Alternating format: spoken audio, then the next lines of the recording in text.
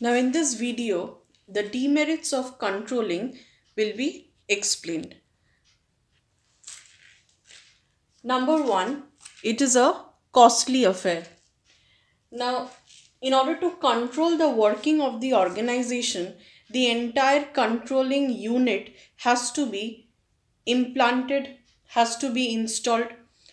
For example, every time controlling is not done by people, sometimes machines also keeps an eye on the working of the organization. For example, CCTV cameras are installed within an organization to have a check on every corners on the workers.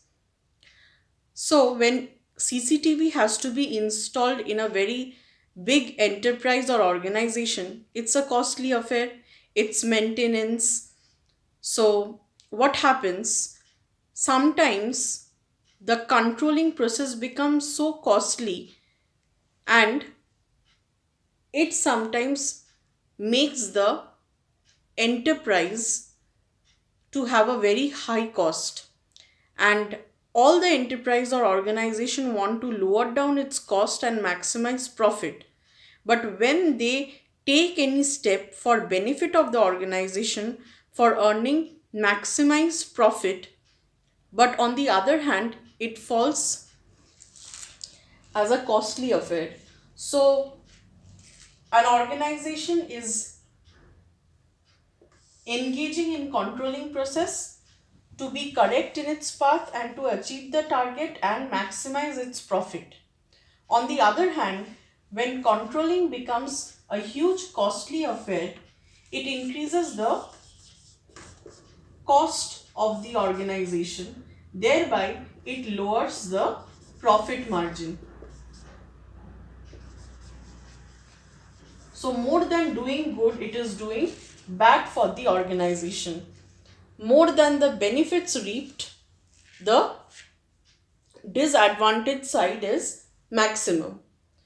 Number two, little control on external factors. Now, controlling can be done of all the internal factors affecting the business, like the workflow can be controlled, the employees, how they are working can be controlled. So all these form the internal part, or they are internal to the organization.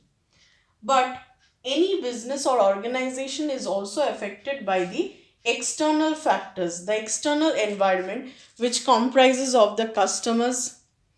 Now, their taste and preference fluctuation cannot be controlled by the controlling unit.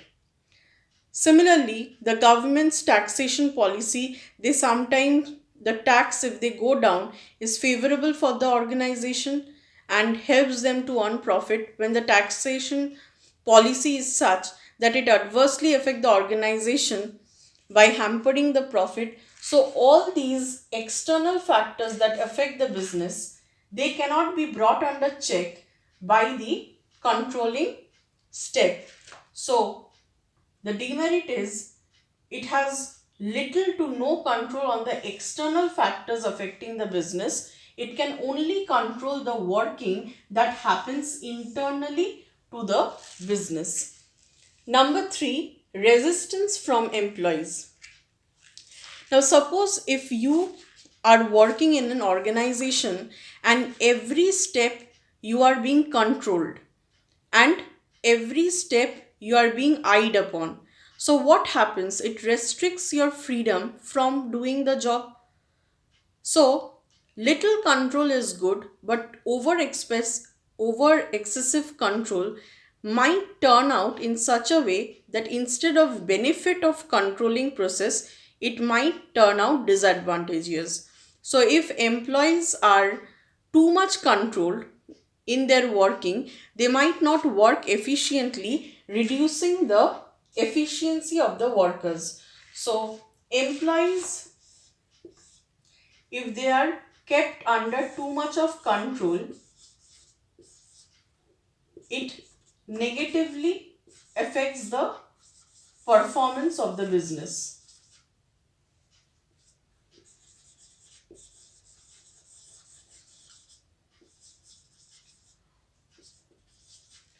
So controlling system was involved. It is a process of management which can do good and it can also do bad. So when controlling is happening in a very proper way, not excessive, then it might benefit the organization. But if it is too much, then it negatively affects the working of the employees' performance and it drops the performance of the overall organization, because the employees' output only contributes to the outcome of the organization. Number 4, difficulty in setting standards. Now, when I discuss the functions of controlling or what are the advantages of controlling, there was a point where I explained it helps to check whether the standard set or the target set in planning is genuinely correct or not. So I give you one example that suppose 5,000 units it was planned output. So the organization will try to achieve to have 5,000 units of output. But every time there was a divergence occurring in the outcome and it was 4,000. That means always the actual performance differed from the targeted performance. And why this is happening? Either there is a fault in the employees working or the machineries, or they are installed not up to the capacity of producing 5,000 unit, or there must be some problem in the planning process that they overestimated the organization's performance and have set a goal which is not possible in reality, which is not realistic.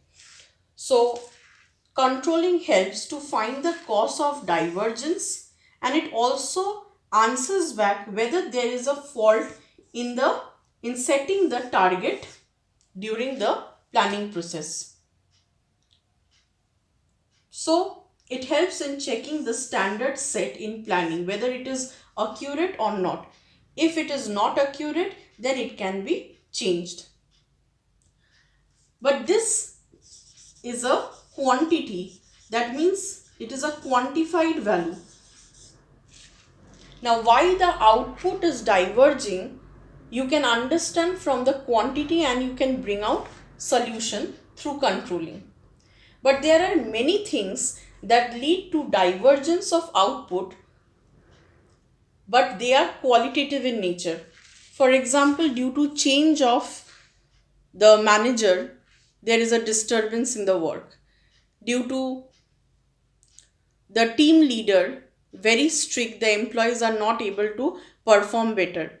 So all these qualitative aspects, why, for which output might vary, for which an organization's performance deteriorate or it can improve, these qualitative aspects cannot be measured and it cannot be brought under control through even the process of controlling. So these are the demerits of controlling. Number 1, it's a costly affair. So controlling is very much necessary because if properly controlled, then the organization's goal can be reached, profit can be maximized. But on the other hand, when the organization is trying to maximize profit, it has to keep cost under check. But controlling might overburden the organization's cost. So when cost increases, it reduces the profit margin. So you are doing something to increase the profit margin, but the thing itself is reducing your profit margin. Number 2, little control on external factors. The control system that is built within the organization can only control the internal things that is going on within the organization, but it cannot control the external factors which affects the business, because the government's policy, the customer's preference and taste cannot be controlled. Number 3, resistance from employees. So if employees' work are kept under check and control, it is better. But over excessive control might negatively impact their performance and so the performance of the organization altogether. Number 4, difficulty in setting standards. Now, controlling helps to understand why such deviation has occurred and whether there is a fault in the actual performance or whether there is a fault in the target that is thought to be achieved. Sometimes the target might also be faulty. So, suppose a student fails every year and suddenly he targets out to get 90.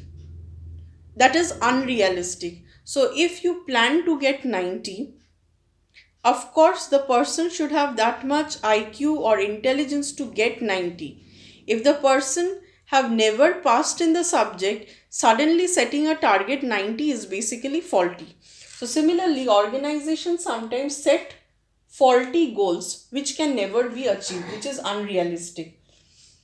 And such deviations or such unrealistic things that have occurred during the planning can be understood through the method of controlling, but sometimes there are qualitative factors which cannot be quantified, like leadership, change of manager affecting the business, change of employees affecting the business. So all these qualitative things that affects the real outcome of a business might not be solved through the method of controlling, because it cannot be measured that how these qualitative factors or how much these qualitative factors affect the organization.